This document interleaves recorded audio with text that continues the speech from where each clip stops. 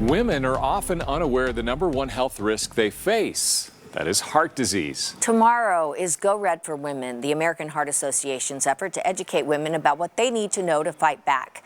With us this morning to talk about it is Dr. Tara Jones of U of U Health. Good morning, Dr. Jones. Good morning.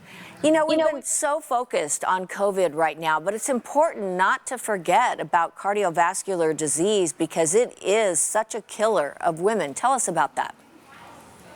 You're right. As you mentioned, it's the #1 cause of death in women in America. That's actually higher than all forms of cancer combined. And about 1 in 3 women will eventually lose their life to cardiovascular disease in this country. And like you said, we're focused on COVID right now, but it's important to remember that heart disease is still the #1 killer of women in America. Now, you say that a lot of people are actually unaware of this. How would awareness help the situation?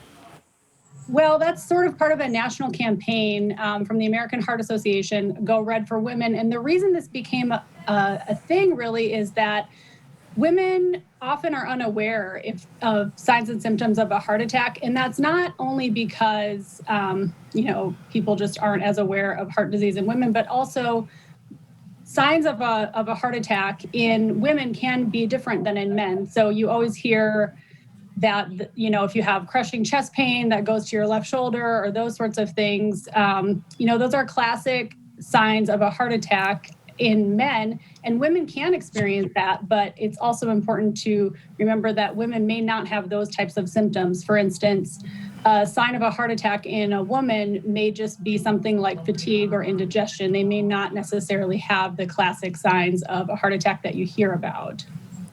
Well, before a heart attack happens, there are some key indicators that maybe foreshadow a problem. So talk about some of those. It's information I think a lot of women aren't aware of, your cholesterol, etc. For sure, that's definitely true. And I think it's important to remember that while heart disease is the #1 killer of women in America, the vast majority of these deaths are preventable by doing things like going to your primary care doctor and practicing primary prevention, things like getting your blood pressure checked, getting your cholesterol checked. If you have diabetes, making sure that your blood sugars are under good control. And then, of course, things like being active and moving. Okay, so tomorrow is kind of a big day here for awareness. It's Go Red for Women Day. So what should be happening tomorrow? So tomorrow we invite everybody to, wear red, take a stand for heart disease in women, and prioritize your health, not just tomorrow, but every day.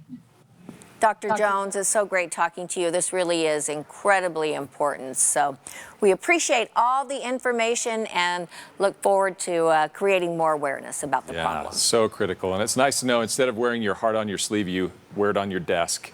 Right there, I noticed, next to you. Coming to you from my office. So important to get it out there, very visible. Thanks a lot, Dr. Jones. Appreciate it.